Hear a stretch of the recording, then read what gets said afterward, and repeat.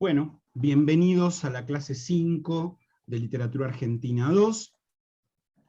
Esta clase va a ser binorma, híbrida, porque en la primera parte vamos a terminar la unidad 1 y a continuación la profesora Silento va a comenzar la segunda unidad.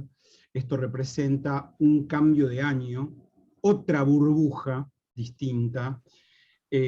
Así que bueno, por nuestra parte lo que nos habíamos propuesto era concluir con el análisis y la revisión de los puntos de vista de los textos que leímos sobre El juguete rabioso de Roberto Arlt, y a continuación detenernos un segundo, un poquito más de un segundo, en la publicación del pasaje El Rengo en la revista Proa, y por último, chequear en el cuento El Indigno, incluido en el informe de Brody y de Borges, qué posibilidades habría, hay gente que lo afirma rotundamente, de que la traición realizada por Santiago Feisbach en ese cuento tenga que ver, esté relacionada de algún modo con la traición de Silvio Astier al Rengo en El juguete. Bueno, me parece que justo ustedes tres eran los que habían leído toda la bibliografía la vez pasada, así que entiendo que tienen todo más o menos dominado. Yo me senté esta mañana a anotar cuáles eran las hipótesis o los elementos nodales de cada uno de los textos, por si alguno no lo comentamos la vez pasada. La vez pasada, bueno, ustedes habían elegido cada uno, lo comentaron, creo que estuvo bien y estuvo claro. Elisa Caputo no había leído el de ella, y bueno, hoy tampoco está, así que tampoco va a exponerlo. Pero yo ordené los textos de manera cronológica, es decir, del primero publicado, que es el de Golubov, en 1980, aunque el texto es anterior todavía, es de 1975, y el último publicado, que es el de 2015 de Volker Jaekel. Ustedes me dirán si lo que yo voy anotando les suena, les parece bien, están de acuerdo, si recuerdan alguna otra cosa de ese texto que les parezca que habría que incluir en esta ultimísima síntesis, no sé, ya me lo dirán. La hipótesis de Golubov es que El juguete rabioso se propone un doble ataque, un ataque doble. Por un lado, dice él, denunciar a la sociedad y sus leyes injustas. Y por otro lado, denunciar a la literatura de su tiempo, inepta para desnudar los males de esa sociedad. O sea, para Golubov, el texto de Arlt resultaría ser de alguna manera una obra comprometida, no con una revolución, no con el socialismo o el anarquismo, como podía leerse entre líneas en algunos textos de Boedo, pero sí con la intención de dejar al descubierto los males. Bueno, Golubov dice de aquella sociedad. Hablamos siempre de una escenografía poética, o en este caso novelística, que es siempre la misma en los textos que hemos elegido, ¿no? Porque también hemos buscado, más allá de nuestros gustos, hemos pensado y hemos buscado cierta unidad de criterio. Por eso no está Don Segundo Sombra, por ejemplo, ¿no? Todos los textos giran en torno de la ciudad como un sitio como una selva, digamos, como un sitio en el que hay que sobrevivir, por decir así, ¿no? Así que Golubov básicamente va por ese doble andarivel, y lo que hace es, bueno, un análisis que todavía eh, parece un poco superficial, diríamos, ¿no? No se propone ir a fondo. Reconozcamos que el tipo tenía 40 años menos de los que tiene hoy, o sea, tendría 30 años, una cosa así, era joven. Pero eso es lo que anoté respecto de ese texto. No sé si alguien recuerda otra cosa, quiere decir, no, pero ahí también dice, no sé cómo la ven.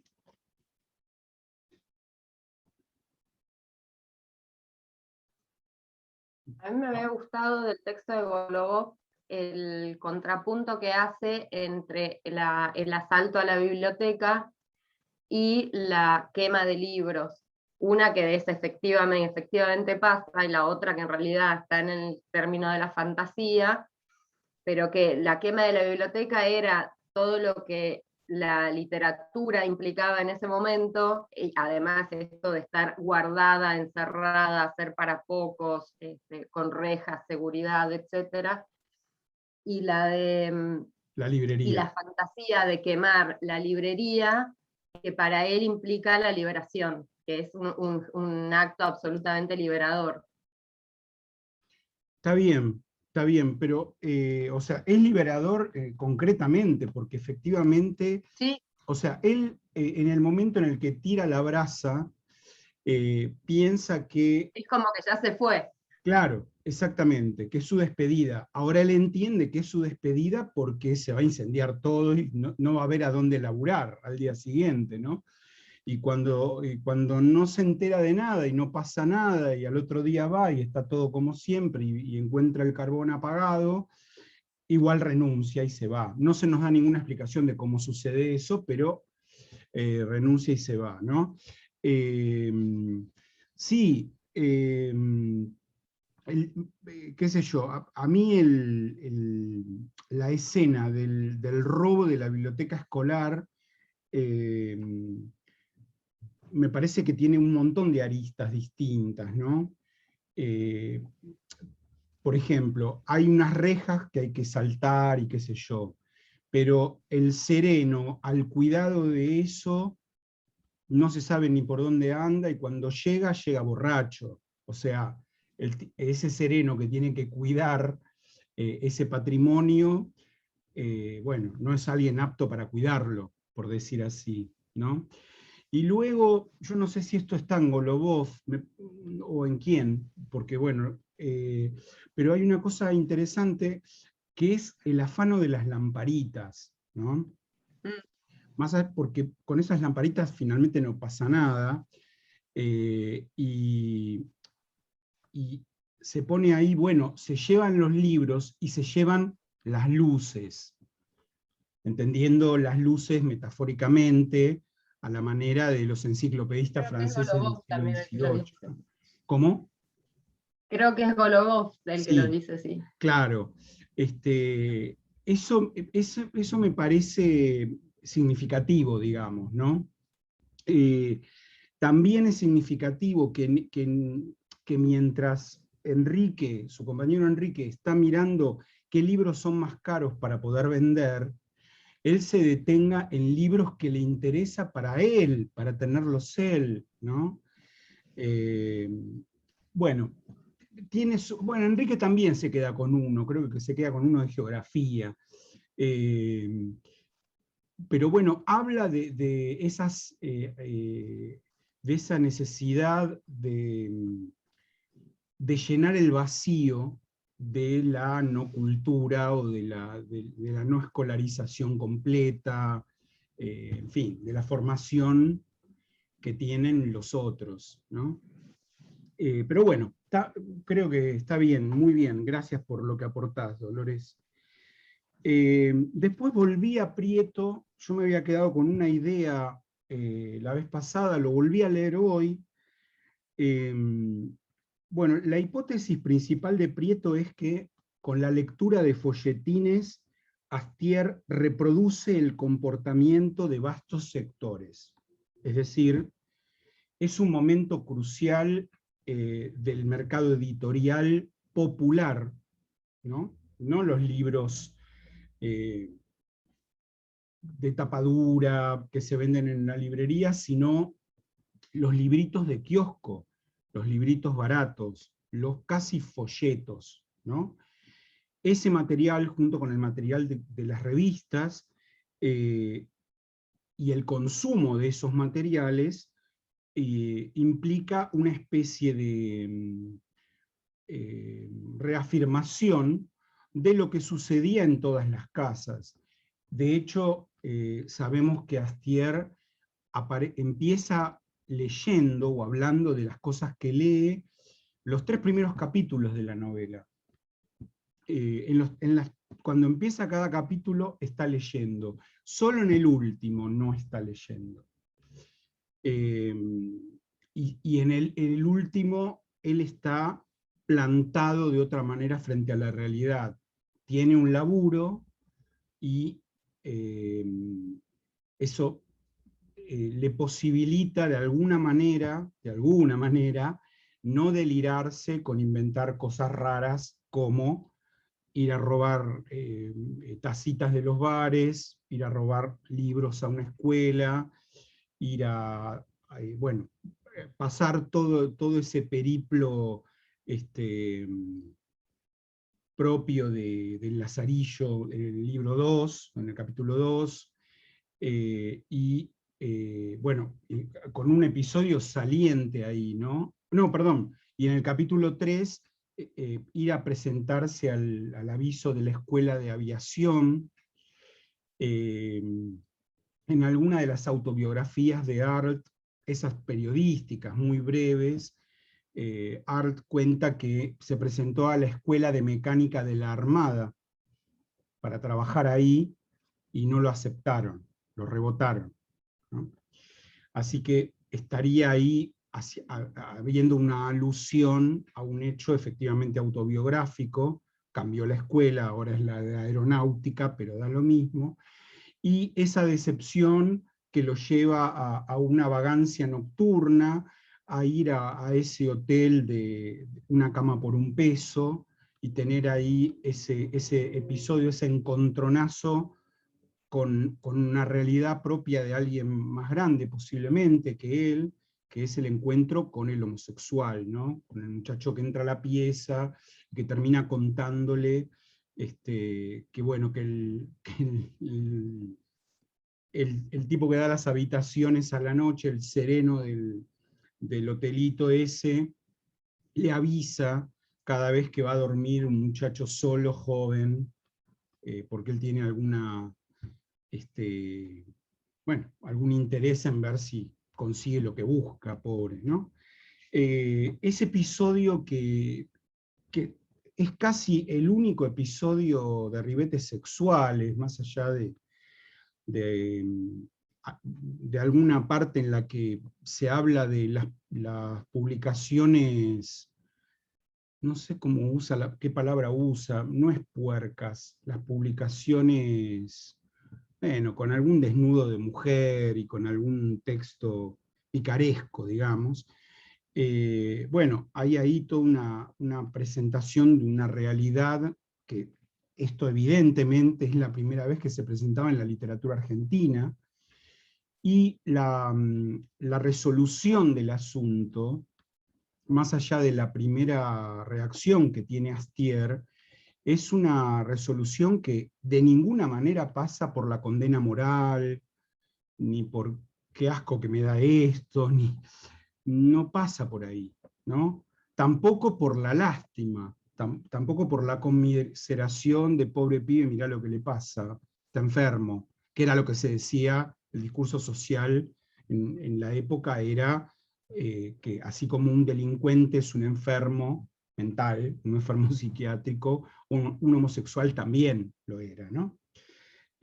O sea que creo que ahí, pero claro, después de la decepción y de esa noche donde después hay un grito y hay una mina que sale corriendo, el tipo se va al puerto, se ofrece en los barcos, una cosa delirante, se sube a los barcos para ver si se lo quieren llevar a trabajar, lo echan medio a patadas, y intenta suicidarse, no se sabe bien qué es lo que pasa porque el tiro no sale, pero él se despierta ya en la casa de la mamá, ¿no? En la casa materna.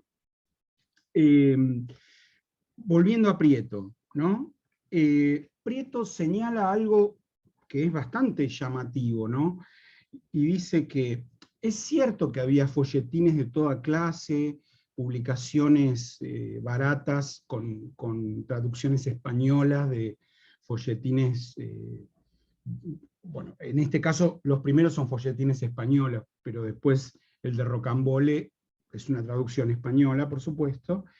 Pero Prieto dice, bueno, llama la atención que no hay, habiendo tantos folletines de autores argentinos en ese momento, a él le causa un poco de sorpresa que no haya ni una sola alusión a esa subárea del campo editorial, digamos, ¿no? Y él intenta dar una explicación, yo no sé si es totalmente convincente, dice que esos folletines no están porque solo podrían conducir a actos de consolación o de revancha por ser densas representaciones sociales las de los bandoleros argentinos. Bueno, esto nos pone en este lugar, digamos, la historia de Hormiga Negra, de Moreira, de todos esos tipos, ¿no? No se diferencia muchísimo de las historias de los bandoleros españoles que recorren Andalucía a caballo. Hay un montón de puntos de contacto entre una cosa y la otra, ¿no? El amor por la libertad, el amor por el aire libre, que Astier en muchas ocasiones a lo largo de la novela, posiblemente por el ahogo que provoca vivir en la ciudad, habla de eso, de qué lindo estar libre en el campo, en un lugar donde se pueda respirar, se hace alusión a todo eso, ¿no? Ahora, esas representaciones densas de las que habla Prieto, tuvieron su fuerte encarnamiento, ¿no? Se encarnaron mucho en la ciudad de Buenos Aires, ¿no? Hay un fenómeno de comienzos del siglo XX, fines del XIX también, última década del XIX, comienzos del XX, que se conoce como moreirismo. Un fenómeno social, no literario. Por supuesto que hay un fenómeno literario que podríamos denominar moreirismo, que es la creación de muchos personajes a la manera de Moreira, ¿no? De hecho, en muchos de estos folletos de los que estamos hablando, varios de los cuales, o la mayoría de los cuales, están en la Biblioteca Criolla de Lehmann-Nietzsche, recopilados por él, y ustedes los encontrarían y podrían bajárselos si quieren, entrando al Instituto Iberoamericano de Berlín, ¿no? A la colección de folletos. Van a ver que, claro, es que no es solo la novela que escribió Gutiérrez. Sobre la novela que escribe Gutiérrez, escribió más de 20, ¿no? Quiero decir, sobre las novelas que escribe Gutiérrez, luego otros autores escriben la misma historia, pero en verso gauchesco, en décimas, ¿no? Entonces, hay muchas versiones en décimas de Juan Moreira, además de la versión teatral de la que habló Laura hace no sé si la clase pasada o la anterior, obvio, ¿no? Además, hay varias historias de Moreira. Y después, el hijo de Moreira. Con Hormiga Negra es lo mismo. Hormiga Negra, el hijo de Hormiga Negra. O sea que el hijo de Martín Fierro, claramente, también entra ahí, ¿no? Bueno, de eso no hay nada. El moreirismo del que yo hablo, que es un fenómeno social, según el cual cualquier compadrito, que por supuesto lleva un arma blanca encima, y quiero recordarles, por si no lo tienen totalmente claro, que cuando hablamos de un arma blanca no hablamos de un cuchillo así. Hablamos de cuchillos, no tengo la regla. Bueno, de 30 centímetros para arriba, son casi espadas, ¿no? A lo que se llama facón, bueno, son armas power, ¿viste? Que además las tenés que llevar de una manera tal que es difícil que no se note que estás armado. Pero bueno, aún así los tipos que iban a bailar, milongas, los que iban a los peringundines en 1890, la mayoría iban armados, y llevaban en la sisa del saco, muchos tenían una especie de funda adentro del saco, una funda seguramente de cuero o de tela gruesa, donde introducían su facón. En cambio las mujeres, de daga en la liga, así se llamaba, tenían sí cuchillos mucho más chiquitos, de tipo estilete, que los llevaban precisamente en la liga de las medias, en la liga de la media, ¿no? Aparecen un montón de tipos, y esto en la muerte del pibe Oscar se encuentra la palabra, ¿no? Se quería hacer el Moreira, y Moreira con minúscula. O el pibe Oscar andaba con unos que eran unos Moreiras, o sea, ¿qué quiere decir? Que eran cuchilleros, ¿no?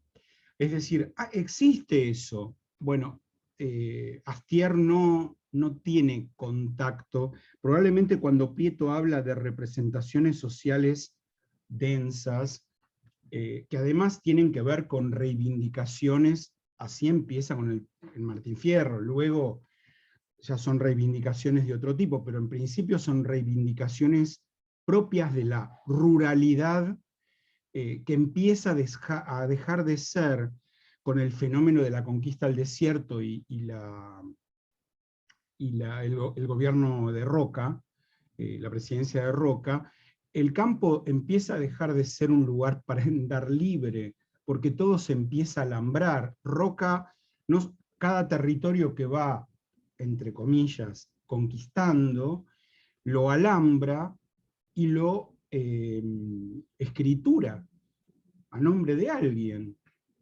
Muchos de esos... La medida, perdón, la medida, por lo menos el mito, es lo que tarde el caballo al galope a morirse, en morirse. Cuando se muere el caballo, ese es el límite. Sí. ¿Sabés lo que tiene que galopar un caballo para morirse? Sí, obviamente, obviamente. Muchos de esas repartijas en la provincia de Buenos Aires, en La Pampa, conservan el nombre del primer dueño, digamos, y son partidos gigantescos, ¿no? Yo conozco muy bien uno, porque es donde nació mi papá, el partido de General Villegas, en el noroeste de la provincia de Buenos Aires, que limita al oeste con La Pampa y al norte con Córdoba. Ese partido de General Villegas es gigante. Bueno, es que todo eso le pertenecía a un señor que era el General Villegas, un lugarteniente de Roca, ¿no? Y luego, por supuesto, andás a ver cómo y de qué manera empiezan a aparecer pueblos que se llaman, como aquel donde nació mi padre, Bunge, Emilio Bunge, de los Bunge y Born después, ¿no? Entonces ya se va departamentalizando el partido, por decir así, en un montón de localidades que también tenían dueños, casualmente todos de la ganadería, entre los ganaderos argentinos, entre los ricos, millonarios argentinos. Bueno, me apuro porque si no, no nos va a alcanzar el tiempo. En Sarlo, en el 88, habla de la privación cultural que exhibe Arlt y resalta que para poder oponerse a eso, para poder combatir eso, se exhiben lecturas, se exhiben saberes técnicos y, en menor medida, pero también saberes del ocultismo, los saberes propios del ocultismo. Estos dos últimos, los saberes técnicos y los del ocultismo, sin ninguna legitimación científica, por supuesto, ni pública tampoco, ¿no? Y ahí se buscan las destrezas que no se pudieron adquirir en los espacios consagrados, la escuela, más adelante el secundario. Bueno, Arlt terminó tercer grado. O sea que entendemos que fue 4 años a la escuela primaria, primero inferior, primero superior, segundo y tercero. Y hay una frase que anoté de Sarlo que me gustó mucho, dice: de la vida puerca se huye por el crimen, la fantasía o el batacazo del inventor. Ella insiste mucho, además usando la palabra lunfarda batacazo, que la usa Astier en algún momento en el juguete, en este sueño perpetuo de Arlt, ya no de los personajes de Arlt, sino de él mismo, de poder pegarla con un invento y llenarse de guita de la noche a la mañana, ¿no? El crimen, o sea, si yo robo, puedo conseguir guita. La fantasía, bueno, no robo, pero sublimo en la historia de Rocambole, por ejemplo. O bien, algún día por ahí invento algo. Cuando el pibe va y le explica al primer capitán en la escuela, en el capítulo 3, las armas que él quería inventar y qué sé yo, el tipo le da le destroza la idea en 3 renglones. Le dice: no, pero vos no tenés en cuenta tal cosa y tal otra, ¿no? Cosas técnicas. Y él se queda, porque el otro, claro, el capitán es ingeniero, sabe. Bueno, así que eso va por otro lado. Luego Saita, en su artículo del 99, También un poco como tiro por elevación, ¿no hay una crítica de Arlt al saber erudito, al saber inútil? O sea, al que se cultiva solo por el goce de cultivarse, y después no lo hace instrumental en ningún momento. Me parece que también hay como un desprecio a eso. sí, pero yo no sé si es un desprecio o si es el resultado de su resentimiento, ¿no? No estoy muy seguro. Bueno, pueden ser las dos cosas, ¿no? Claro, claro. Puede ser también como que esos saberes, como aplicados en el caso de Art, porque ahora cuando lo dijiste eso se me vino que él, su saber lo usaba para hacer bombas, pólvora, así como esos inventos que hacía, que era, de hecho en el barrio, tenía fama de ese. Y el amigo, que era el que pintaba las banderitas, después falsificador. Sí. Como esos saberes, digamos, en vez de usarlos para algo, no sé, legal, lo usaban para el crimen, entre comillas. Sí, claro, claro, claro. Saita, en su artículo del 99, previo a su libro sobre Arlt, que por supuesto esto está integrado luego a su libro. Hola Silvia, ¿cómo te va? Dice Hola, que... disculpen el horario. No, tranquila. Dice que Arlt incorpora el folletín como intertexto poco prestigioso en una novela argentina, en un texto argentino. Eso ya podría ser muy raro, ¿no? Después habla de Rocambole en tanto novela de aprendizaje y da una cantidad de cuenta. Se ve que se leyó varios de los tomos de Rocambole, Saita, para resumirnos esto, y dice por qué tendría la estructura de una novela de aprendizaje, cuando Andrea de Kergás, a los 14 años, la misma edad que tiene Astier al principio del juguete, lo toma este pibe que lo crió esta viuda, de flipar, etcétera, etcétera, ¿no? Luego habla de el folletín y la moral de los héroes cínicos. Yo lo resumí así, ella no lo escribe así, pero Astier aprende del folletín esa moral, la moral de los héroes cínicos. Y esa moral es permeable a la traición, porque Rocambole traiciona a todos, incluso a Kergás, y no contento con traicionarlo, bueno, cuentan todo el periplo, porque Kergás parece que muere, en realidad lo mandan como esclavo no sé a dónde, y luego Rocambole lo va a salvar, y lo trae, y lo tiene encerrado, oculto, y el tipo le sigue diciendo sus ideas, y sigue siendo de alguna manera un maestro de sabiduría para Rocambole, que aplica los métodos que el otro le enseña, y comete los crímenes que el otro le sugiere cometer, hasta que se cansa y lo mata, ¿no? Después se presenta la oposición entre la aventura versus lo cotidiano. Esto tiene que ver también con el tópico de la ciudad. En la ciudad, todos los días, todo es igual, digamos, ¿no? Hay que ir a laburar de tal hora a tal hora, hay que tomar el tranvía a tal hora, ¿no?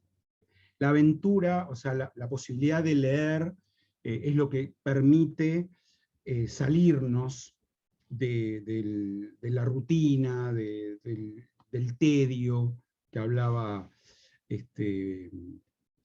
Olivari. Bueno, y luego vuelve sobre Rocambole y la traición a Williams, al capitán Williams, que es Andrea de Kergás, y me anoté esta frase, ¿no? Literal de Saíta. La traición es el precio que Astier paga por su integración social, ¿no? Me gustó eso, porque refuta un poco la idea tradicional que aparecía en los primeros trabajos sobre Arlt, creo que incluso en Mazota, en Larra y en Golubov también, que la traición esa era gratuita, que no tenía, gratuita en el sentido bueno, él no solo no acepta el dinero que le ofrece el ingeniero, lo rechaza ofendido, ¿no? Es que no lo hace por la guita. O sea, a pesar del nombre Judas Iscariote, bueno, es que si uno lo va a ver bien a fondo el asunto, Judas tampoco lo hace por la guita, ¿no? Judas lo hace por otra razón. Él quiere que Jesús demuestre frente a todos que es el Hijo de Dios, y Jesús no demuestra nada, y lo matan, ¿no? Bueno, y finalmente algo muy revelador que yo no conocía, porque he leído algunas obras de teatro de Arlt, pero justo esta no, la aparición de Rocambole en 300 millones. Me parece muy, muy interesante, y que se puede ligar absolutamente con la omnipresencia de Rocambole en todo el juguete rabioso. Luego, en el trabajo de Rita Gnutzmann, las conclusiones que podemos sacar son pocas, y creo que ya las dije la vez pasada. Aquí hay algo de Bildungsroman, o sea, de novela de aprendizaje, hay algo de la picaresca española, y no termina de ser ninguna de las dos cosas, ni una novela de aprendizaje, ni una novela puramente picaresca. A lo sumo, yo diría que el capítulo 2 tiene mucho que ver con la picaresca, en muchos sentidos, en el hecho de la pobreza, del tema del hambre, del tema de las discusiones entre el marido y la mujer, a la vista de ellos, de él y de Dio Fatente, perdón. Y dice Gnutzmann que con la traición Silvio termina su formación. Esto va de la mano de lo que dice Zaita, de lo que acabo de citar de Zaita, ¿no? La traición es el precio que Astier paga por su integración social. La integración social es el fin de la formación. O sea, finalmente logra zafar de un destino y posiblemente también al ver lo que les pasó a sus compañeros, porque también en el capítulo 4 él se encuentra con Lucio, y Lucio es un tira, es un policía secreto, y se ponen a hablar de Enrique y le dicen, no, pero Enrique está preso. Entonces, ¿las salidas cuáles eran? O me hago policía o voy en cana. Bueno, ninguna de esas. Entonces, parece como si el personaje necesitara la reafirmación de su honorabilidad social, la reafirmación de que es un ciudadano honesto, y entonces hiciera algo que socialmente esté bien visto, aunque individualmente, incluso desde el punto de vista moral, pueda ser cuestionable. De hecho, el propio beneficiado con la delación, que es Vitri, le dice, pero usted cómo va a batirle a su cómplice, digamos. ¿A qué clase de amigo es usted? Le dice el tipo, ¿no? Después eso se diluye, pero llega a decirlo, llega a decirlo. Bueno, algo que también creo que lo dijimos todo, de Sarlo, el otro trabajito de Sarlo, Roberto Arle, excéntrico, ella dice que la ficción artiana es una crítica al moralismo y al sentimentalismo, creo que hablamos de eso, que Arlt vuelve amoral al folletín, o sea, yo diría, no es que Art vuelva amoral al folletín, el folletín, por lo pronto Rocambole, es amoral.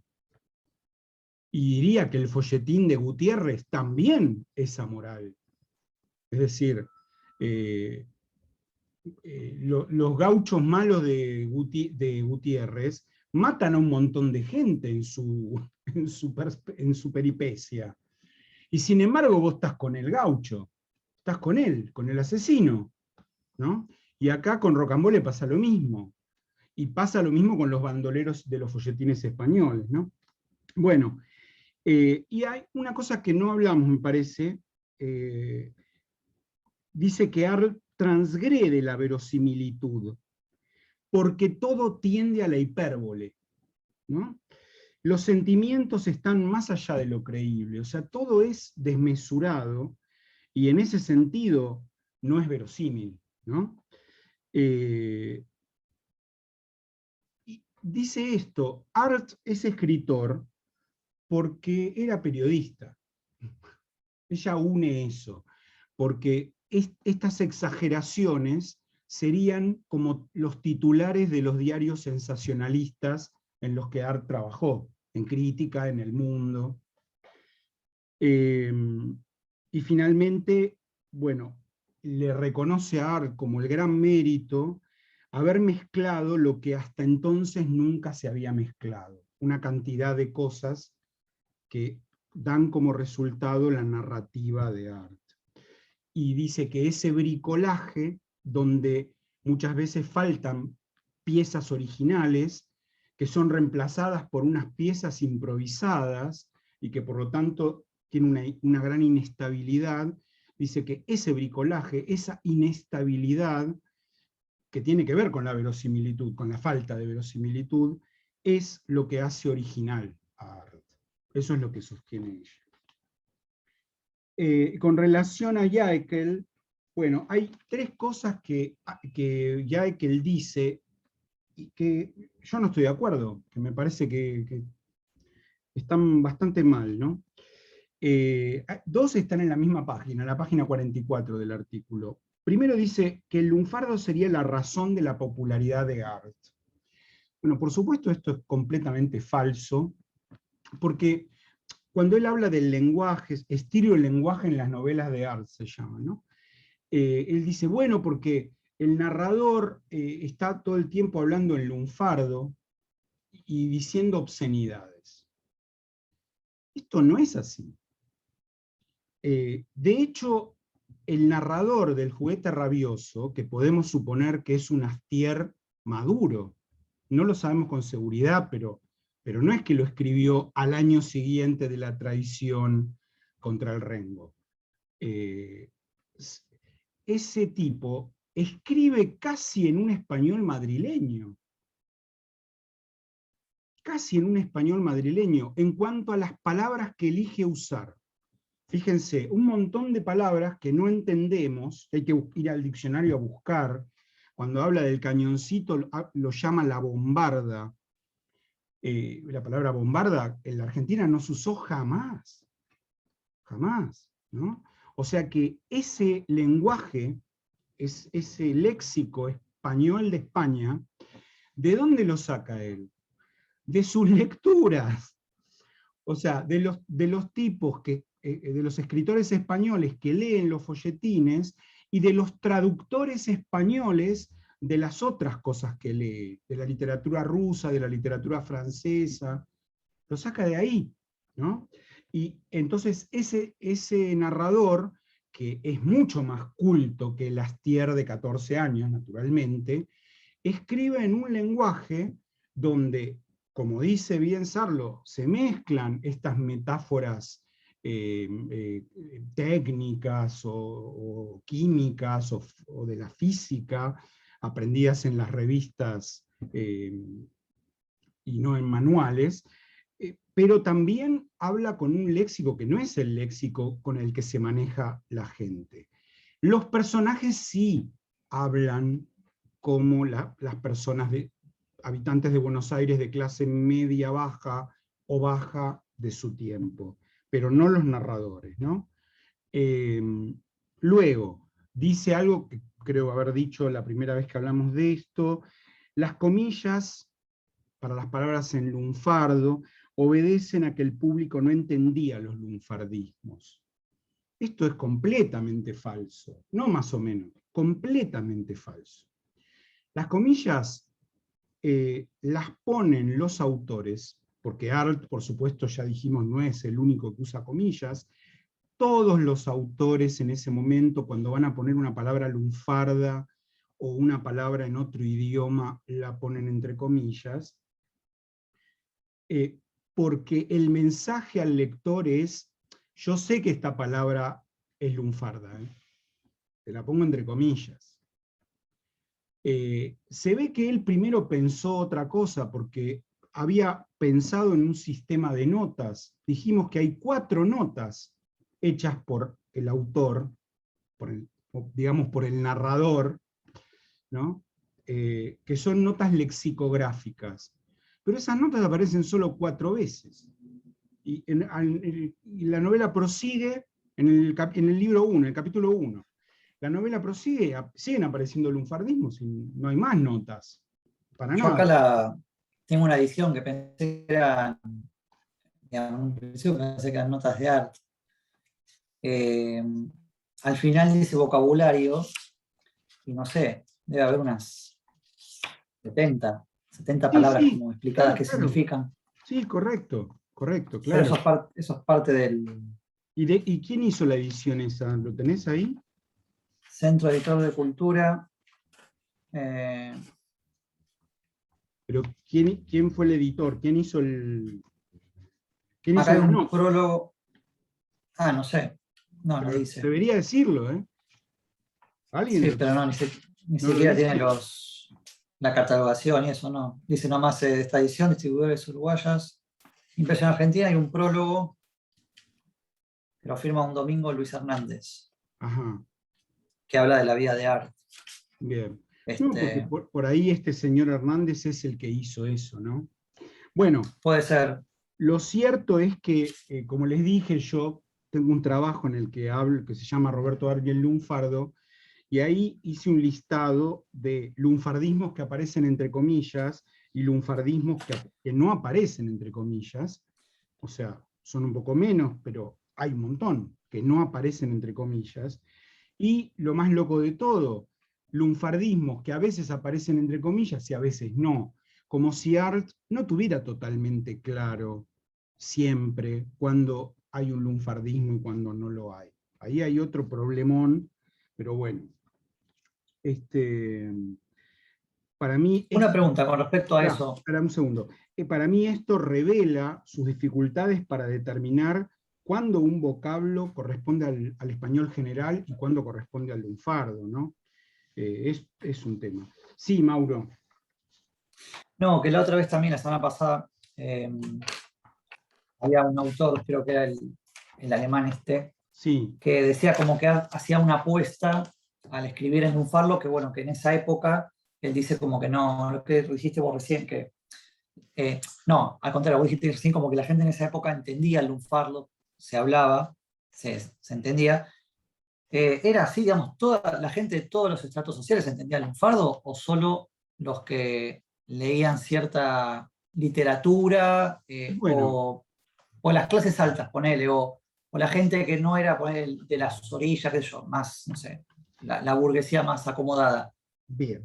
Eh, Es probable que en la casa de los Anchorena, los Martínez de Oz y los Bunge, no, sí, pero yo, mucha por gente ejemplo, no entendiera eso, ¿no? hoy en día mucho lenguaje, no sé, qué sé yo, no sé, lo llamaron un fardo a cómo se habla hoy muchas cosas que son como lenguajes de, no sé, de clases sociales, por así decirlo, también el lenguaje, los pibes que hablan cierto lenguaje que capaz los adultos no casamos a veces.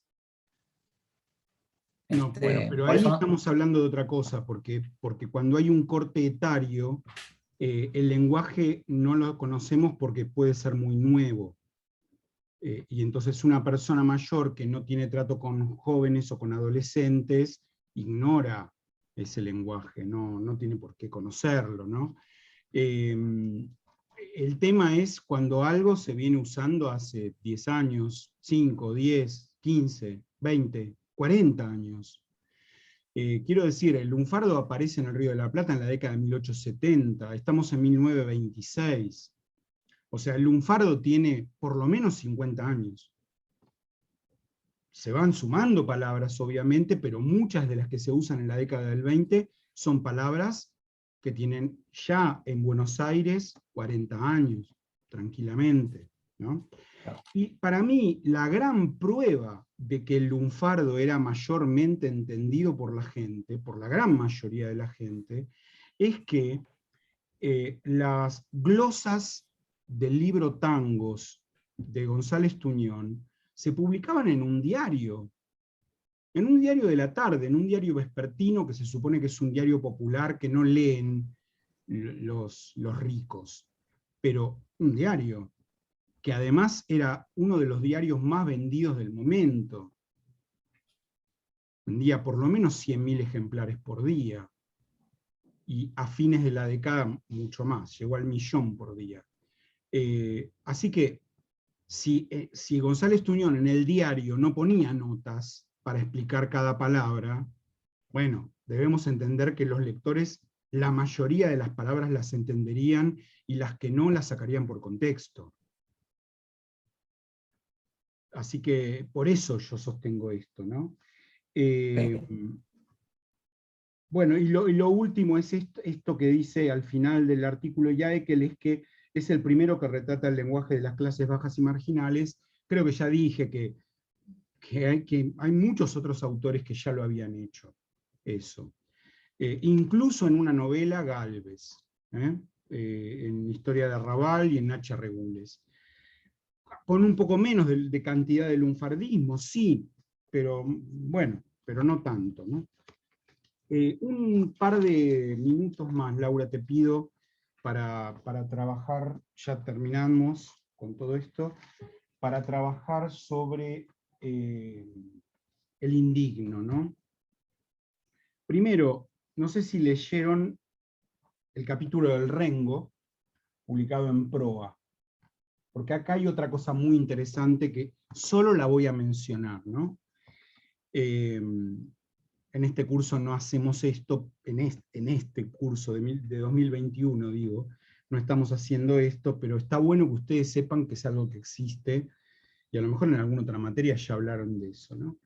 Si ustedes toman este pasaje titulado El Rengo e incluido en el número 8 de proa, y lo comparan con todo ese subcapítulo dentro del capítulo 4, que es todo un subcapítulo de principio a fin, ¿no? Que arranca igual, van a ver que, bueno, de hecho, acá dice El Rengo, capítulo de la novela Vida Puerca, que aparecerá próximamente, ¿no?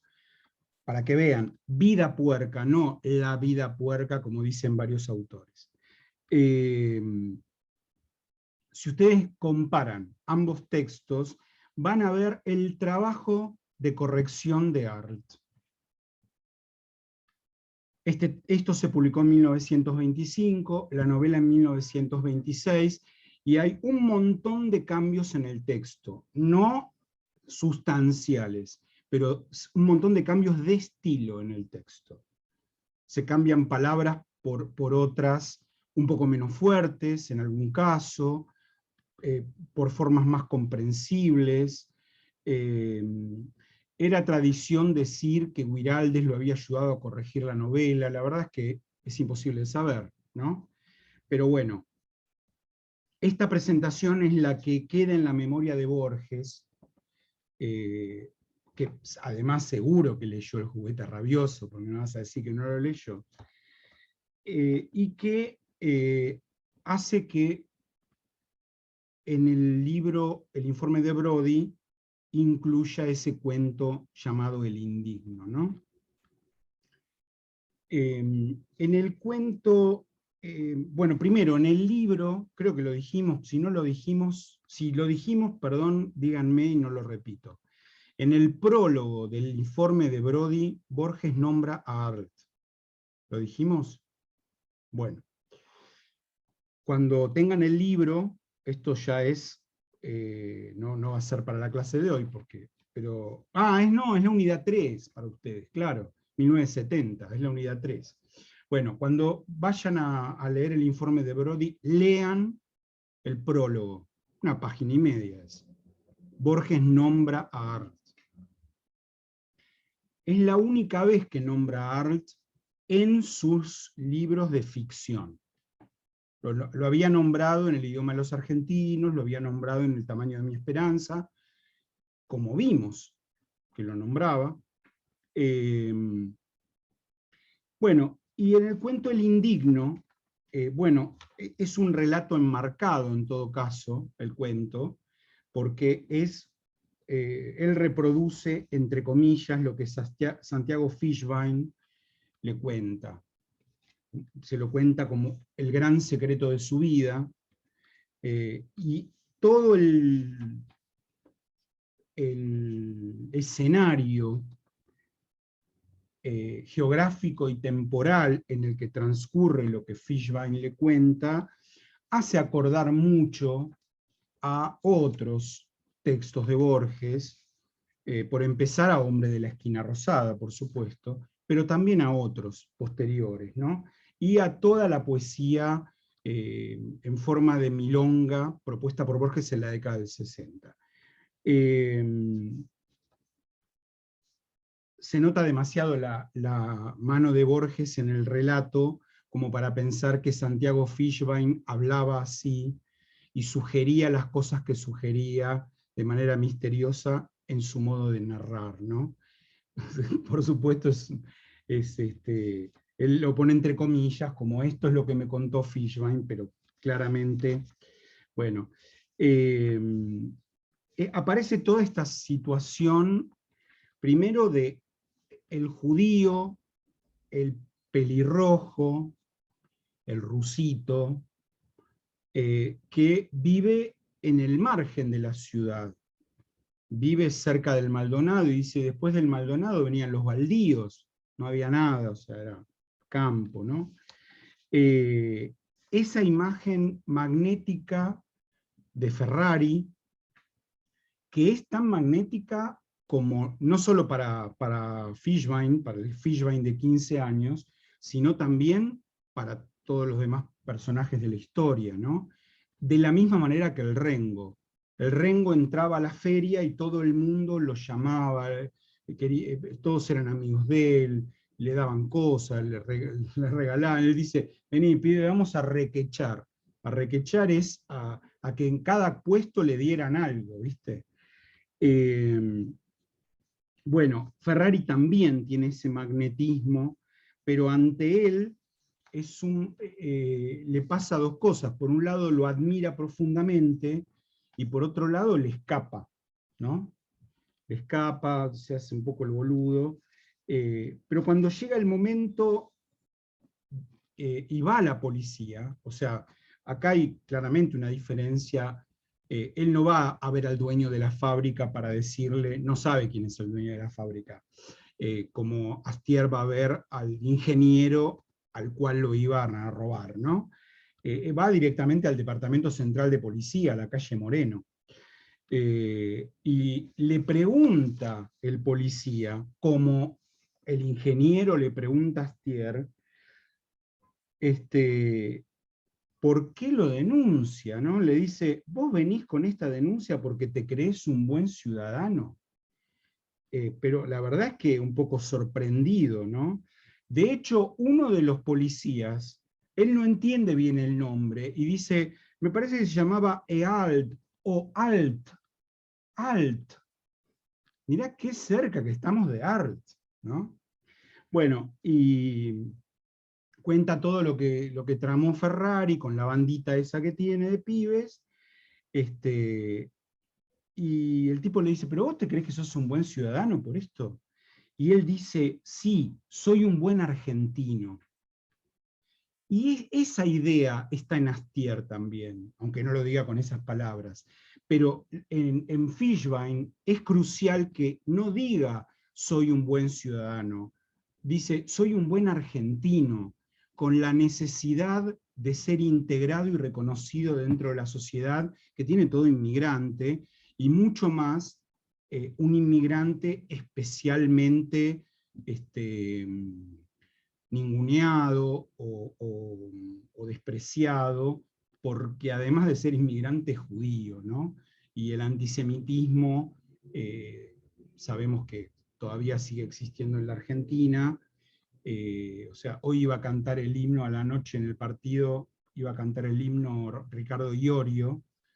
Ayer lo anunciaron con bombos y platillos, y Ricardo Iorio hace unos meses sacó una foto con Biondini, facho tremendo, y además dijo que los judíos argentinos no podían cantar el himno porque no eran argentinos, eran judíos, ¿no? O sea, todavía sigue hasta hoy eso, imagínate, ¿no? Así que el tipo contesta esto, soy un buen argentino. Y después, algo que va en consonancia con el prólogo, y ya termino, Laura, te juro, es que lo que le contesta el policía, ¿no? Le dice el policía, anda con cuidado, vos sabés lo que les espera a los batintines, ¿no? La palabra no es batintín, en lunfardo no existe batintín, existe batistín. Batistín, porque es el juego paronomástico entre batir, que da batidor, y batidor juega con el nombre Batista, con el apellido o nombre, según sea, Batista, Bautista, ¿no?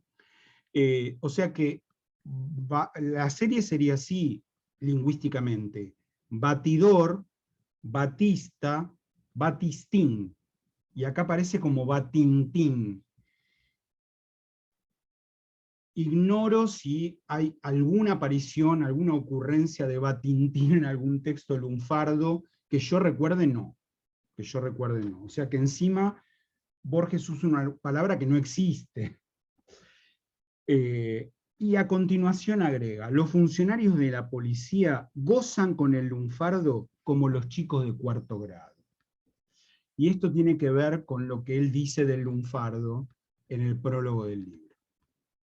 Bueno, y lo demás es la frustración del robo y ya está. Bueno. Ahora tengo otra lectura del... Dale. Totalmente distinta. Dale. Para mí, hay una frase en el penúltimo párrafo que dice que después que lo matan, dice: los diarios, por supuesto, lo convirtieron en el héroe que acaso nunca fue y que yo había soñado. Bien. Para mí, en realidad, lo admiraba tanto que quería convertirlo en héroe. Bueno, Porque además yo no sé si veo tanto remordimiento en esto que él cuenta. Él dice, sí, yo nunca se lo conté a nadie, pero no sé si pero afirma que no tiene ningún remordimiento. Claro, Y dice, yo no tengo remordimiento porque mientras a uno le dura el remordimiento, le dura la culpa, dice. Pero esto que vos decís va en consonancia con el modelo Judas Iscariote. Judas Iscariote en el Nuevo Testamento hace eso para que Jesús muestre que era el héroe que él creía que era. Aunque él sí no puede vivir después con el remordimiento, sí, Claro, tal cual. Claro.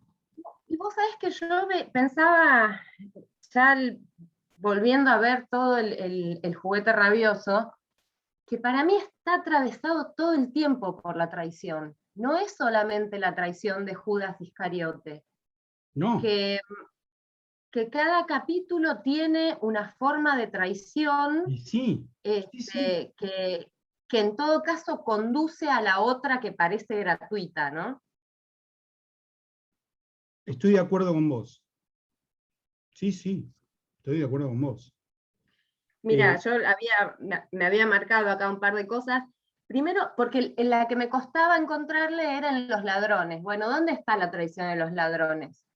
Pero pensaba, si los ladrones lo que buscan es ese éxito a partir de los folletines, del modelo que sacan de los folletines, los que los traicionan son los folletines, que no los hacen por ahí llegar a ese objetivo, ¿no? Hay en Saíta hay una parte que me parece que lo explicita un poco, que dice: los lectores representados en la literatura de arte, lejos de encontrar consuelo en los textos que leen, son traicionados por una literatura popular en la cual la resolución feliz de las contradicciones sociales solo señala que los diversos modos de integración social en el marco de una sociedad de clases conducen al fracaso. Claro. En realidad no sirve, digamos, te engañan, te traicionan de alguna manera, ¿no? Sí, es que el arte es eso, el arte entero es eso, no solo los folletos. Bueno, claro. El arte es eso, ¿no? Hay una frase, perdón, y ya nada más, por favor, Laura, te pido 1000 disculpas. Cuando pasemos de la unidad 3 a la 4 te voy a compensar. Porque... Sí, siempre tiene la manija es el que está dando la unidad. Después, cuando yo tenga la manija, ya, obviamente... Bueno, te lo paso. Muy bien. Empezamos más tarde. Está bien. Está bien.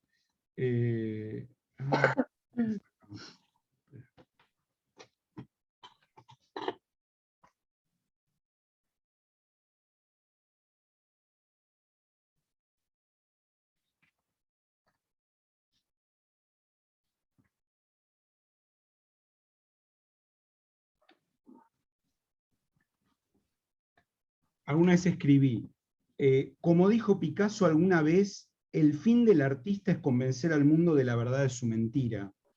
Nada es más cierto, pero en esta bella y sutil mentira que es el arte, según la exacta definición de mi admirado René Lavand, el ilusionista, lo peor que uno puede hacer es creérsela, ¿no? Bueno, pero claro, cuando uno es joven se la cree. Eso es lo que le pasa a Astier. Y está muy bien, porque yo también... Nos ponemos viejos y a veces también nos la creemos. Y porque es mejor creerse una mentira que soportar la realidad. Sí.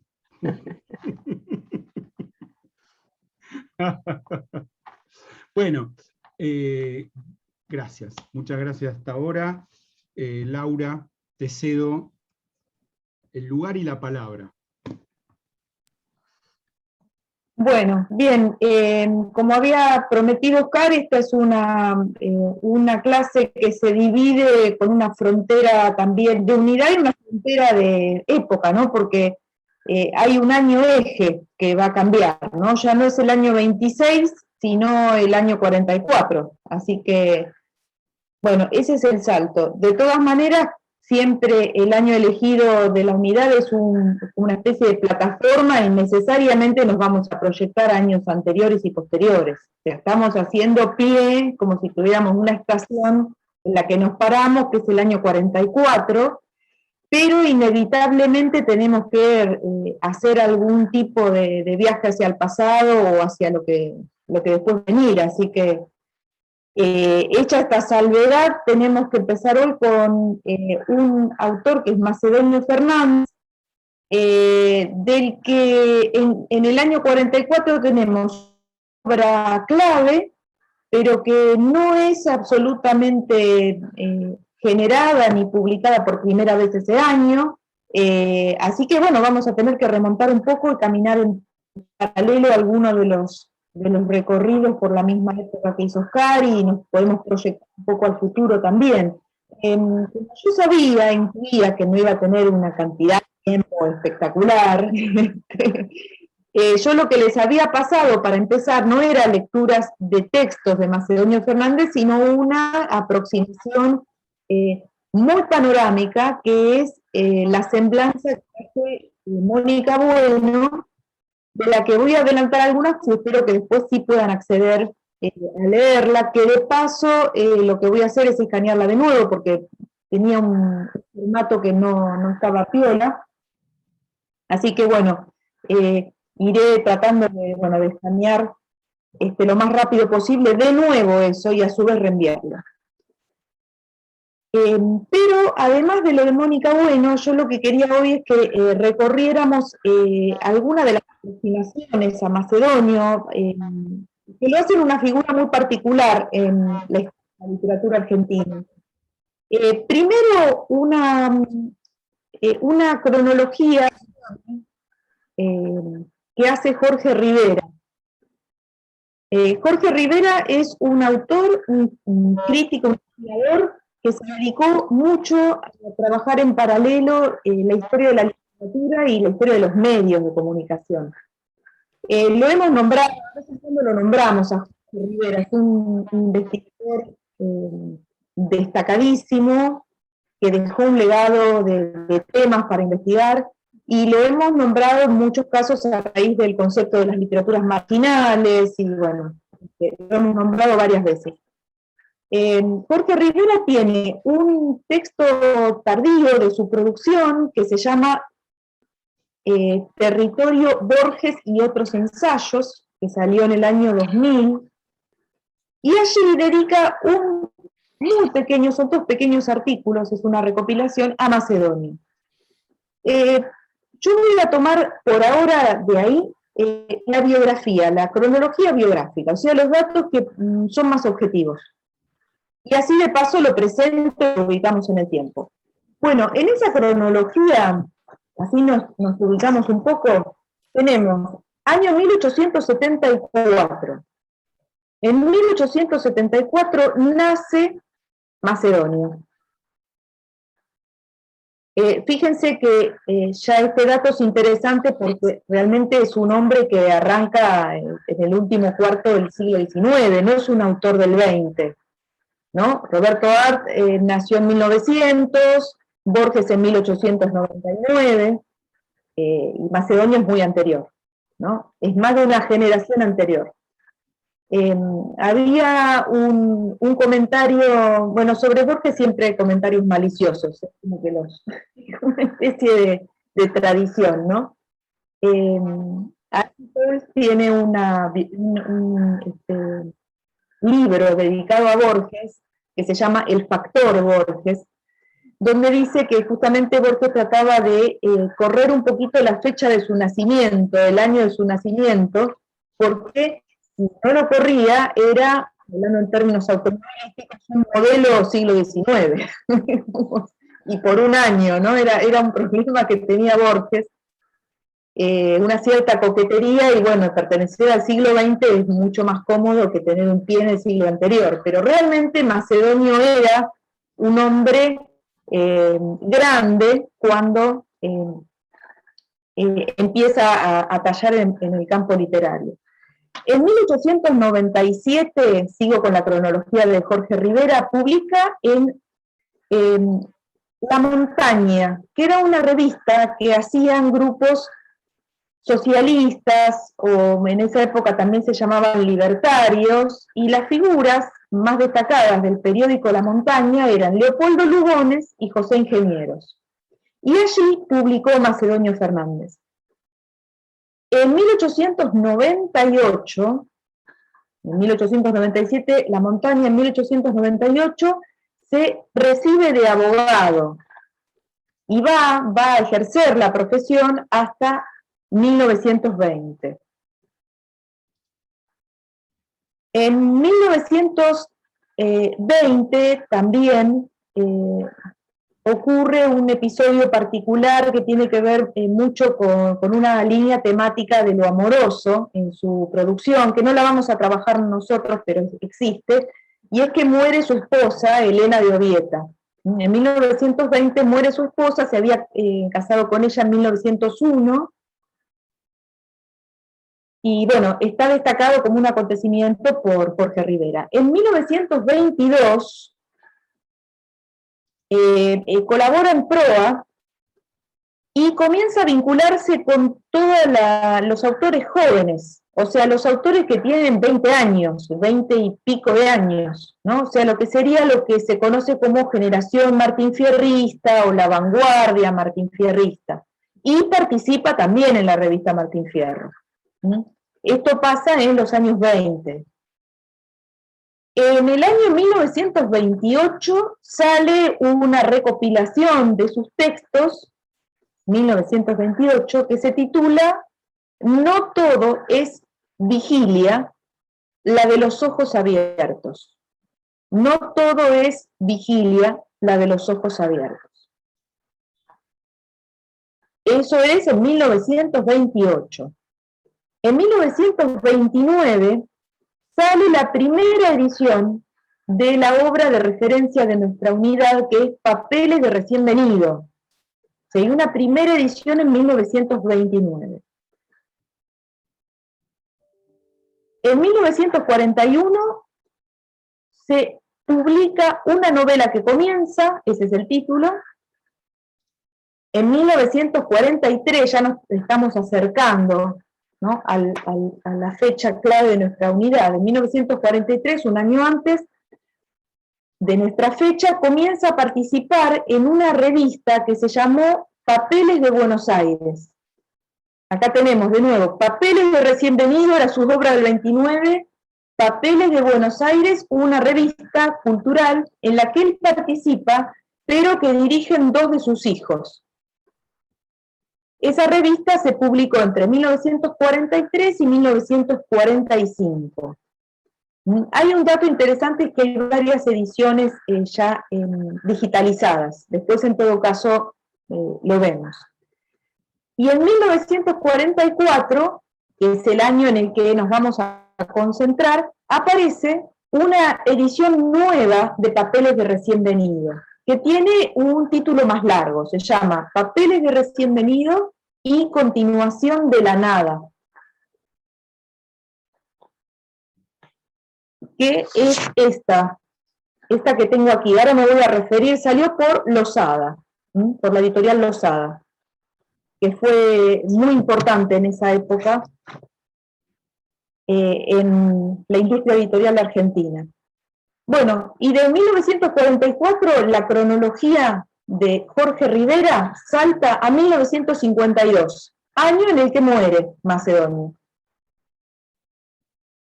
Bueno, esto es interesante en primer lugar porque, bueno, lo vemos con otra secuencia, o sea, se cruza con autores que ya ha mencionado Oscar, autores que ya han sido trabajados, pero realmente él es muy anterior, ¿no?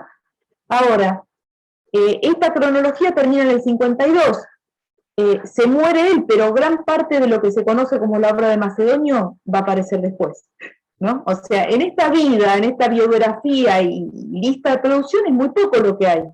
O sea, lo que saca Macedonio es, bueno, son sueltos en revistas y demás, no toda es vigilia, papeles de recién venido y no hay mucho más, ¿no? Es esta la obra que, bueno, aparece en esta cronología. Como hay mucho más, acá aparece algo que ahora vamos a comentar un poco a raíz de lo que plantea Mónica Bueno, y tiene que ver con que Macedonio no siempre se decidió a publicar obra, o sea, no se decidió a hacer libros. Es un autor que no generaba producciones o no fijaba sus textos en libros, ¿no? O sea, publicaba sueltos, y bueno, no tenía realmente una organización en libro de sus materiales. Esto después vamos a ver la hipótesis que tiene Mónica Bueno, que es interesante. Pero antes de ver eso, hay otra semblanza biográfica que a mí me interesaba mencionar, porque Macedonio Fernández siempre estuvo muy ligado a la figura de Borges, y de hecho Oscar ya se refirió a esto en clases anteriores, ¿no? O sea, ya Oscar habló de estos vínculos que había entre Macedonio y Borges. Yo para agregar algo desde algún otro ángulo, elegí una publicación que salió en el año 70 en Estados Unidos, que es una autobiografía de Borges, que hizo un estudioso, un investigador que se llamó Norman D. Giovanni, y que había sido hecha para la revista The New Yorker, ¿no? Esto tiene que ver con que Borges, bueno, se consagró internacionalmente a partir de la década de 60 y no paró, digamos, es un fenómeno muy particular. Pero también esta autobiografía integró como prólogo una edición estadounidense de los cuentos de Borges. Bueno, esto se los marco para referir el libro, pero a mí lo que me interesa de esa autobiografía, que es como una especie de relato grabado por Di Giovanni, editado y publicado por él, es lo que dice sobre Macedonia. Estamos ya en la época del informe de Brody, ¿sí? Para referir a algo que ya se tocó hoy. O sea, vamos a ver qué dice Borges de Macedonia. Quizá el mayor acontecimiento de mi regreso fue Macedonio Fernández. Está hablando del año 1921. De todas las personas que he conocido en mi vida, y he conocido a algunos hombres verdaderamente excepcionales, nadie me ha dejado una impresión tan profunda y duradera como Macedonio. Cuando desembarcamos en la dársena norte, estaba esperándonos con su figura diminuta y su bombín negro, y terminé heredando de mi padre su amistad. Los dos habían nacido en 1874, el padre de Borges y Macedonio. Macedonio, paradójicamente, era a la vez un extraordinario conversador y un hombre de largos silencios y pocas palabras. Nos reuníamos los sábados a la noche en el bar La Perla, en la Plaza del Once. Allí conversábamos hasta el amanecer en una mesa presidida por Macedonio. Así como en Madrid Cancinos había representado todo el conocimiento, Macedonio pasó a representar el pensamiento puro. En esa época yo era un gran lector y salía muy poco. Casi todas las noches después de cenar me acostaba y leía. Pero durante la semana me sostenía la idea de que el sábado vería y oiría a Macedonio. Vivía cerca de casa y yo hubiera podido ir a visitarlo en cualquier momento, pero pensaba que no tenía derecho a ese privilegio y que para dar al sábado de Macedonio todo su valor, tenía que abstenerme de verlo durante la semana.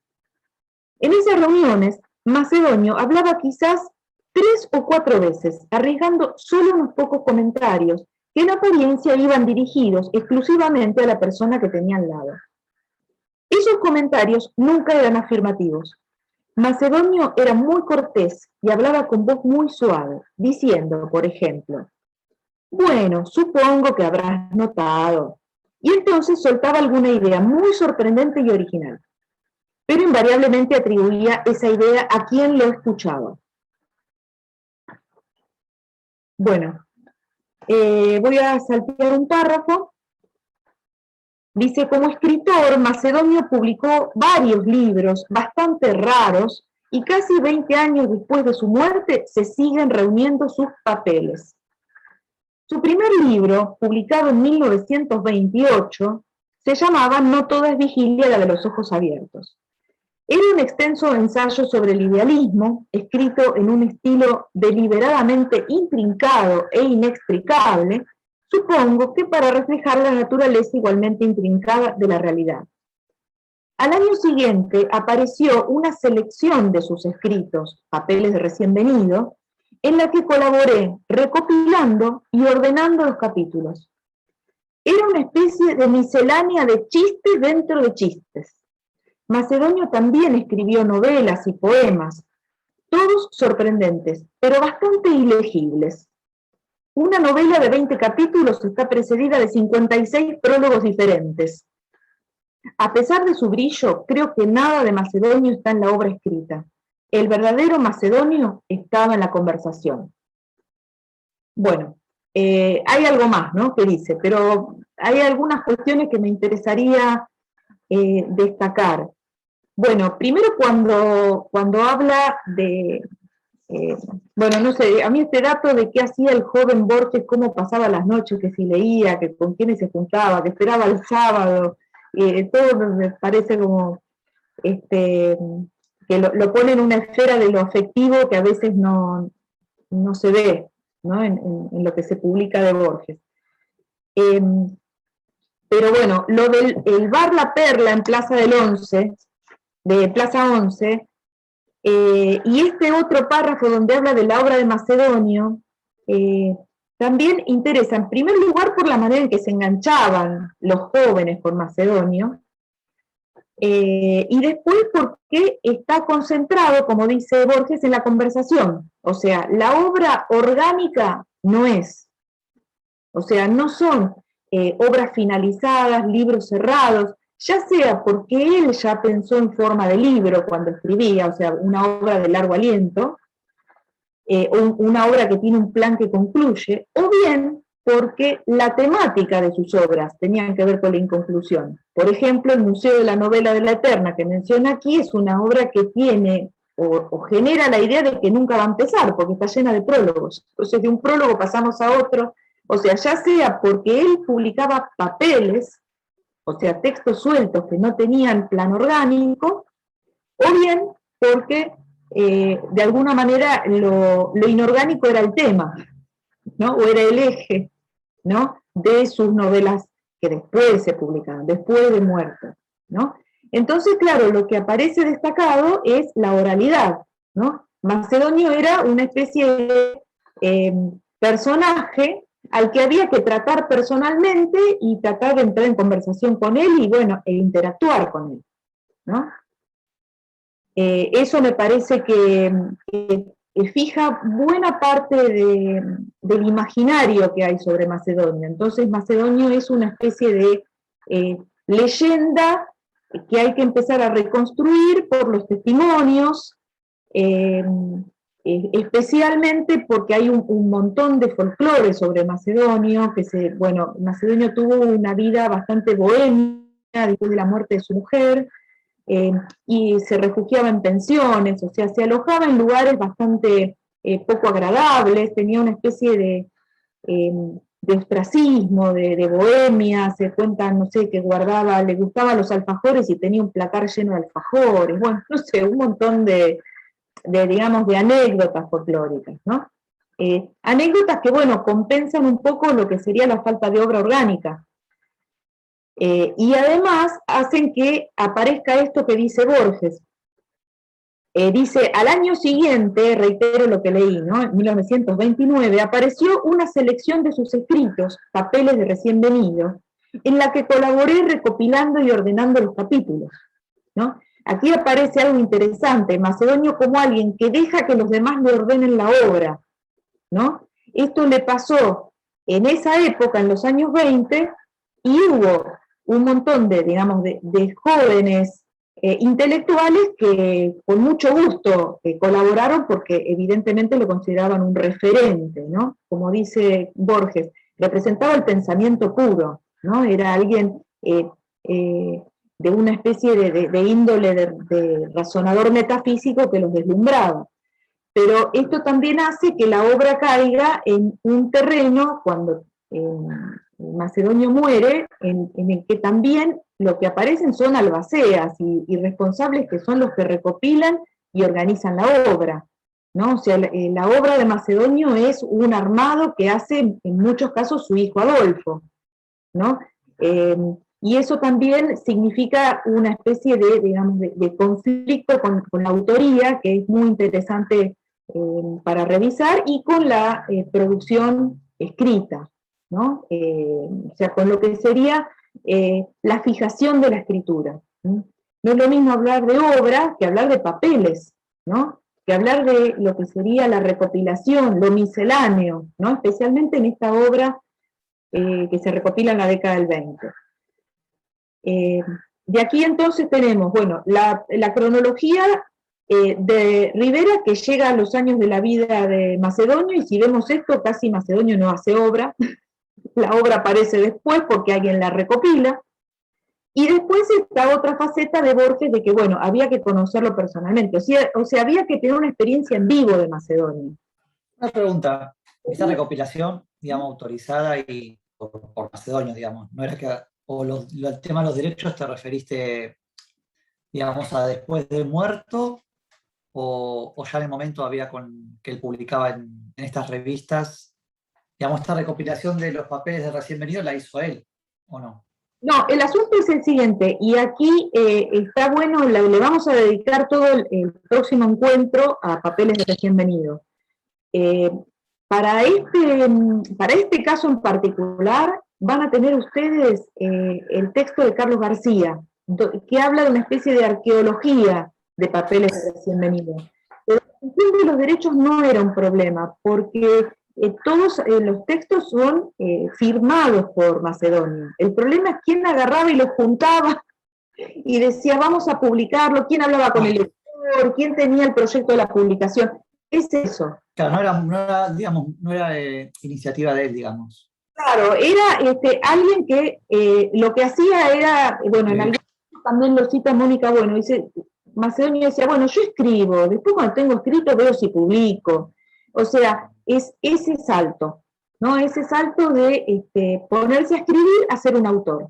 Y aquí, gracias a esta aclaración que viene bárbaro, Mauro, que me la hayas pedido, porque, bueno, aquí siempre hay una cuestión de si alguien se queda con la obra o de alguna manera se transforma en un recopilador y queda en segundo plano. No, lo de Macedonio es de Macedonio, solo que Macedonio no tenía voluntad de hacer lo que hace un autor, que es compilar su obra y decir, hasta aquí quiero que salga esto en libro, ¿no?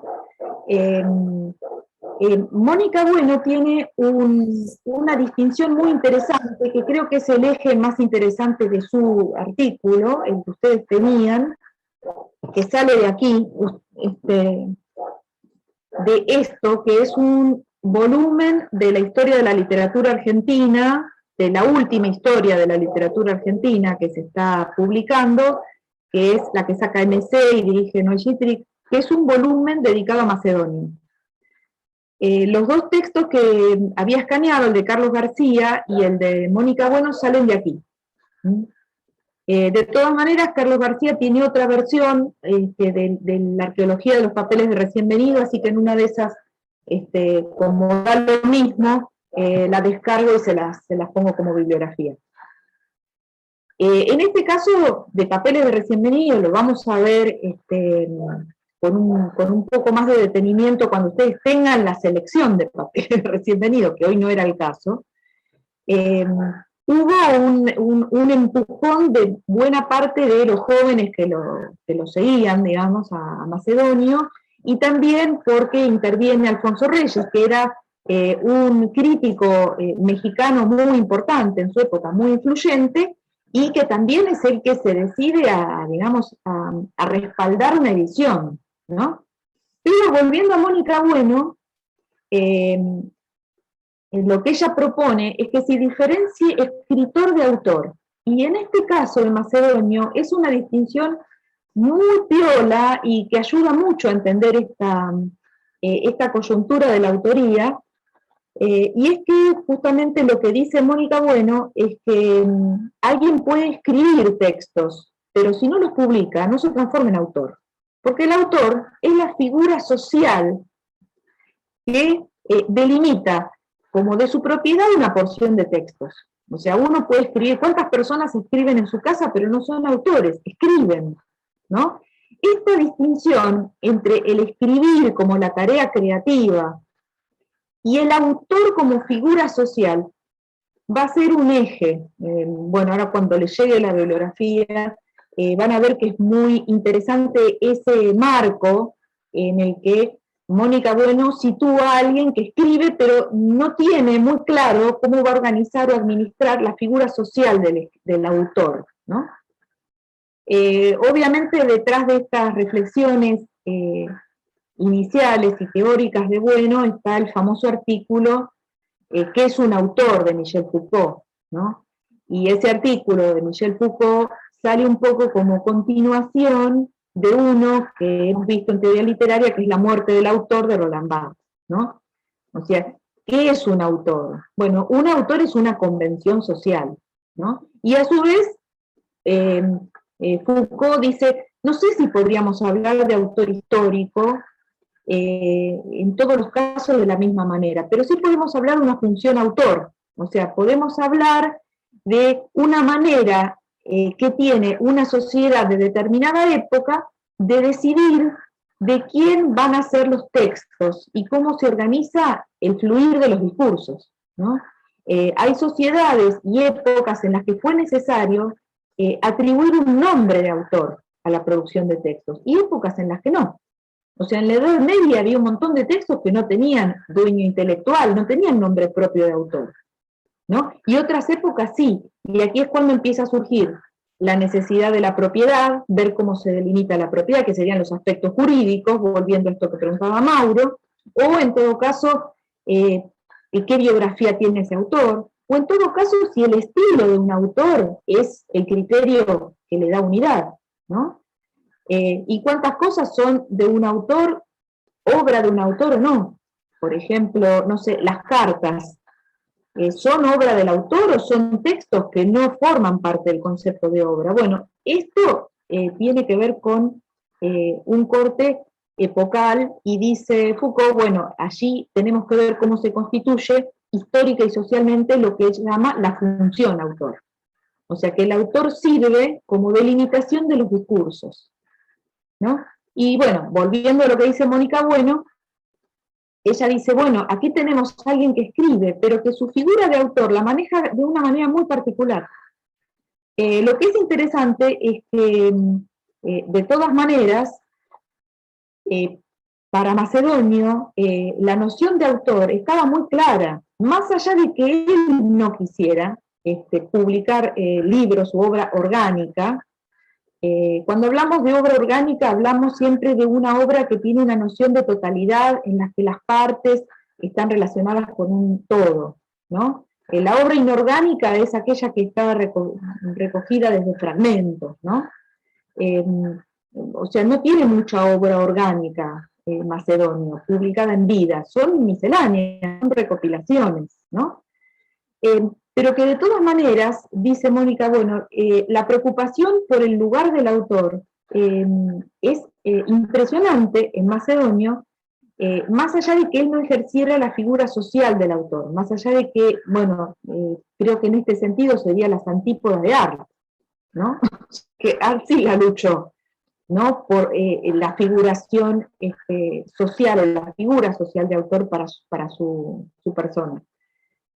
Aún así, la relación entre el autor, la figura del autor, y la constitución de un yo como digamos, una unidad de reflexión, que en Macedonio fue uno de los principales pilares, observar cómo funciona el el sujeto en relación con la realidad, en relación con la creación y demás, lo que propició, ¿no?, en el caso de Macedonio, es que él trasladara a un terreno de un conflicto metafísico la relación del yo con el mundo. O sea, no, su figura social de autor estaba mal construida, pero sí la noción del yo como individuo conflictivo está presente en buena parte de su producción, ¿no? O sea, producción tiene figura social de autor,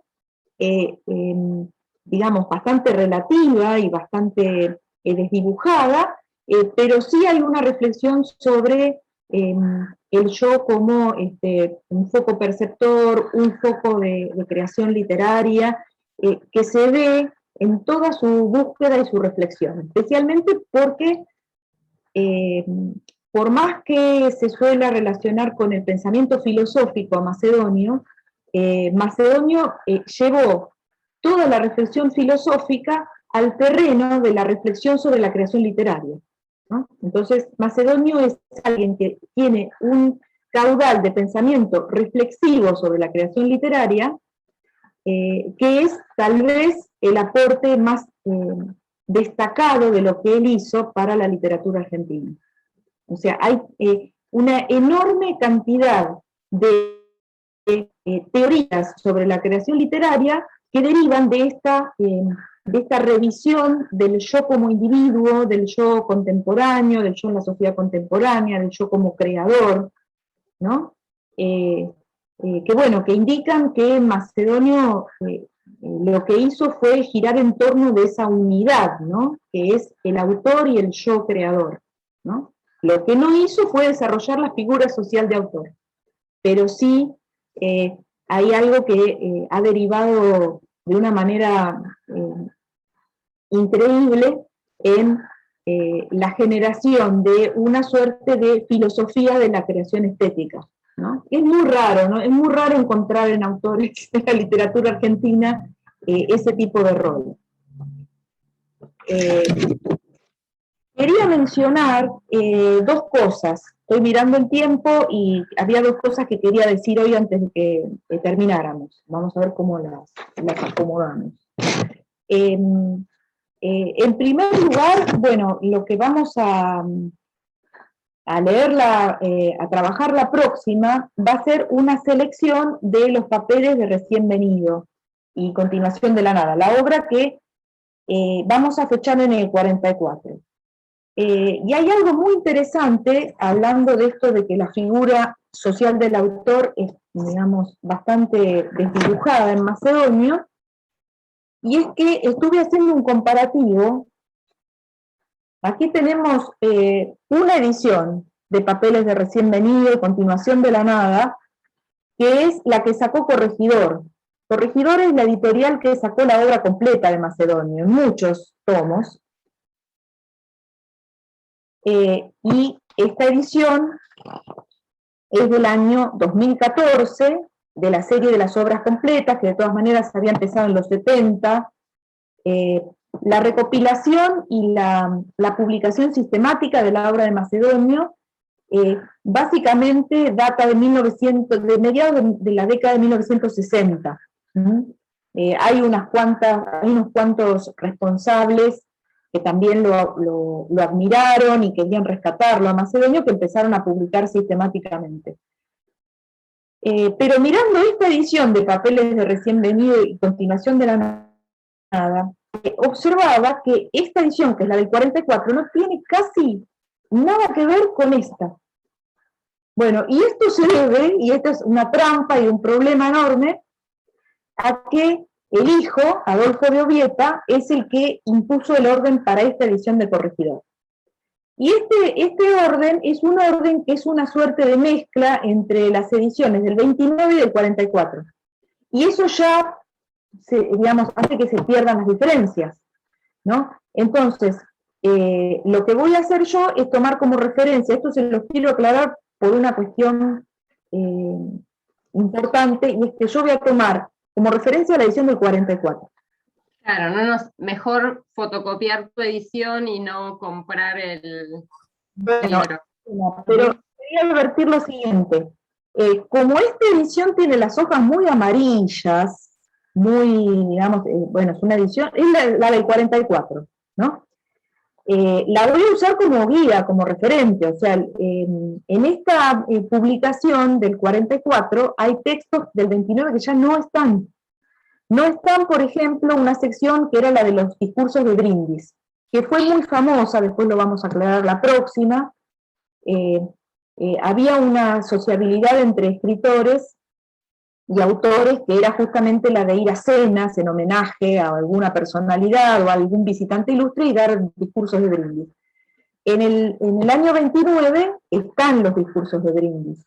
En el año 44 no, pero en la edición del hijo sí. O sea que es un lío. Y lo que trae la edición del 44, que por eso para mí tiene una importancia central, es que en la del 44 aparece la teoría de la humorística, que es un ensayo de estética interesantísimo de Macedonio, y tal vez una de las mejores entradas al concepto de humor absurdo que haya en la teoría del humor. Así que vamos a rescatar algo de eso, pero lo que voy a hacer es, si no puedo, no sale lindo el escaneo de esto, voy a tomar igual otras ediciones, pero teniendo en cuenta que es lo que apareció en el 44. O sea, tal vez esto que tiene hojas blancas, lo escaneo. La teoría de la humorística ya la tengo en otro tomo de corregidor, y les entrego lo que salió en el 44, pero con ediciones posteriores. ¿Está bien? No sé si resultó confuso, pero nos da una idea justamente de cómo Macedonio tenía, digamos, un criterio que no lo asociaba al del autor, sino al del escritor. Por algo también la noción clave de papeles, ¿no? Los papeles son lo más disperso y diseminado que hay, ¿no? Por eso Mónica Bueno va a hablar de escritura diseminada, ¿no? Entonces lo que vamos a hacer es recorrer algunos tiene 4 partes de Papeles de Recién Venido, o sea, compila muchos textos diversos de Macedonio. Vamos a ver una selección de cada una de esas secciones, ¿sí?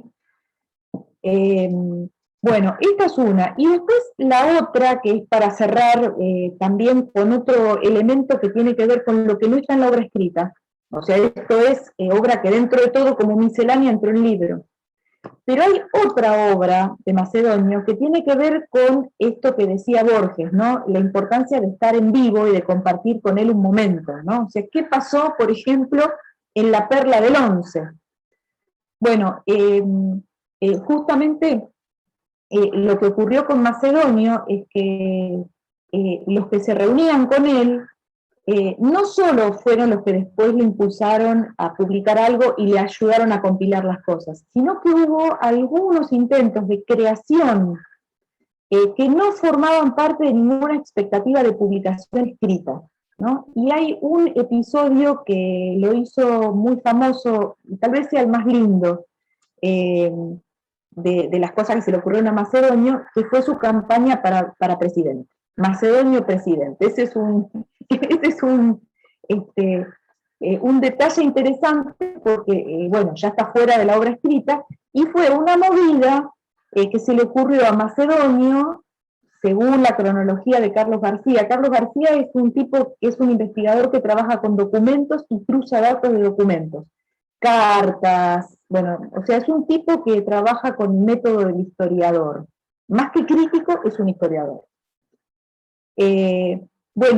Carlos García registró que desde los años 20, del año 20, comienzos del año 20, a Macedonio se le había ocurrido que, fíjense la idea de autor y escritor y la idea del yo creador que subyace a todo lo que se le ocurre a Macedonio, que se podía hacer algo para hacer circular su nombre, o sea, un experimento para hacer circular su nombre. Entonces una de las formas era elegir un cargo, un rol social que a nadie desearía hacer.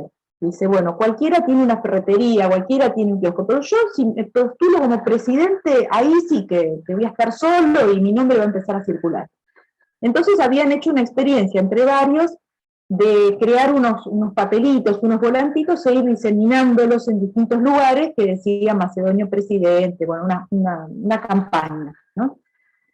Bueno, esto se enriquece cuando Borges llega en 1921 a Buenos Aires y con otros amigos, hay unos hermanos Dabove, que también uno de ellos era escritor, lo que hacen es proponerse hacer una novela, y aquí esto es interesante porque habría una especie de campaña falsa de Macedonio presidente, pero a ellos se les ocurre hacer una novela que se iba a llamar El hombre que será presidente, y donde crean una ficción donde aparece Macedonio, que va a ser el candidato, como Macedonio haciendo de Macedonio, y además una especie de conspiración de personas muy poderosas de la sociedad de la época, que crean objetos raros que tienen la misión de generar una incomodidad en la población para que la población se desespere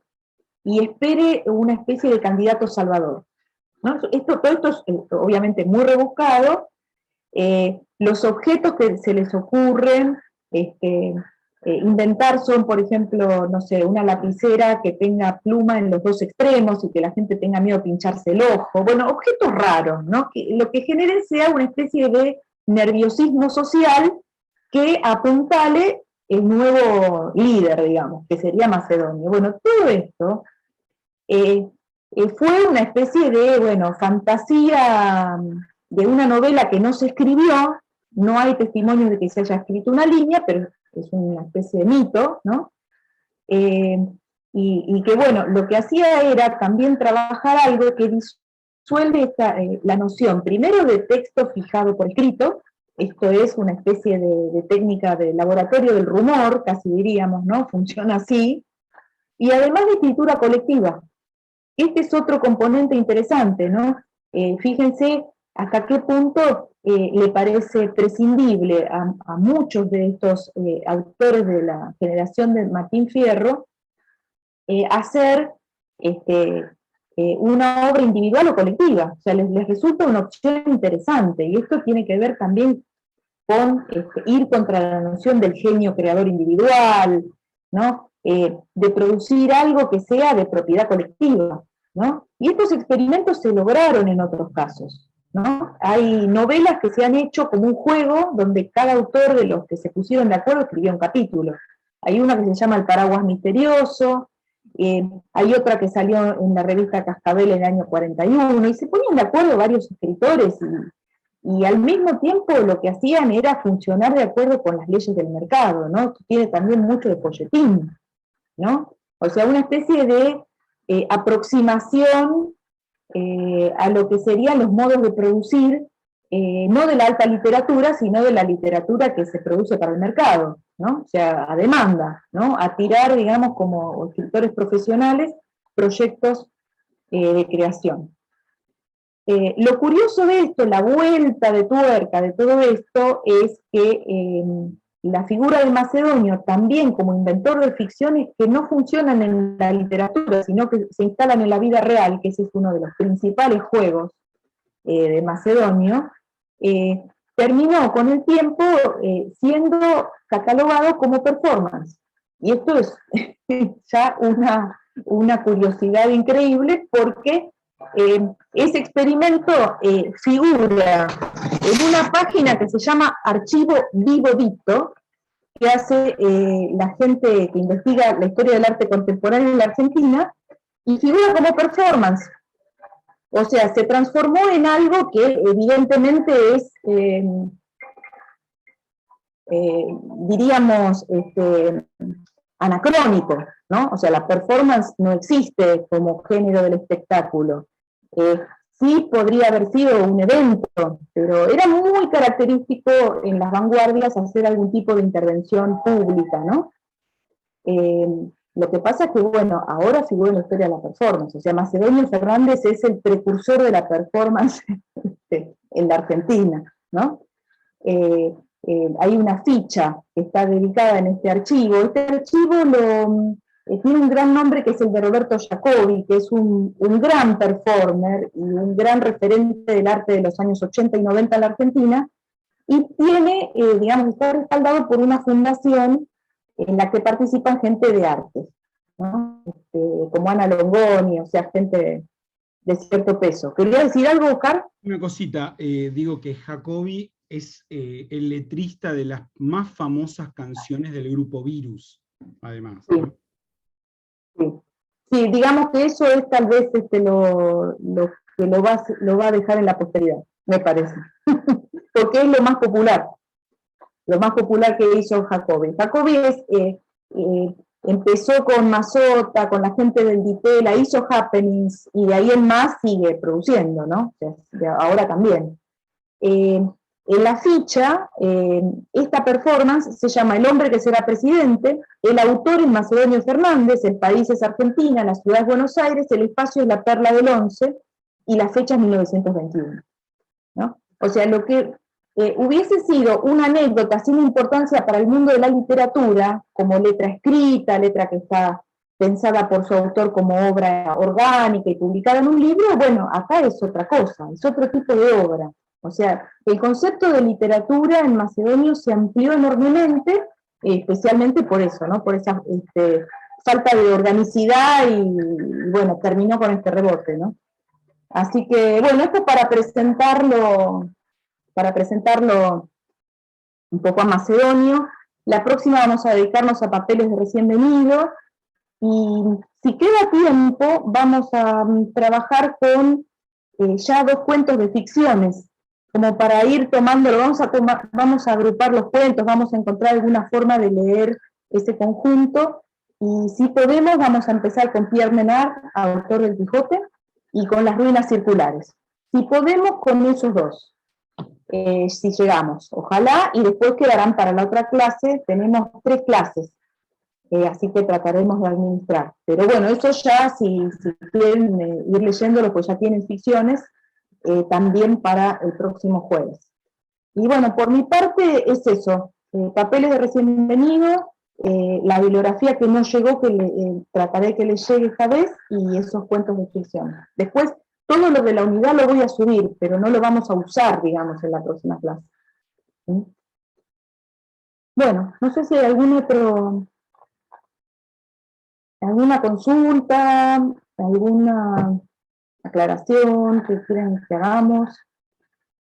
Dejo de grabar. No, clarísimo. ¿Está bien?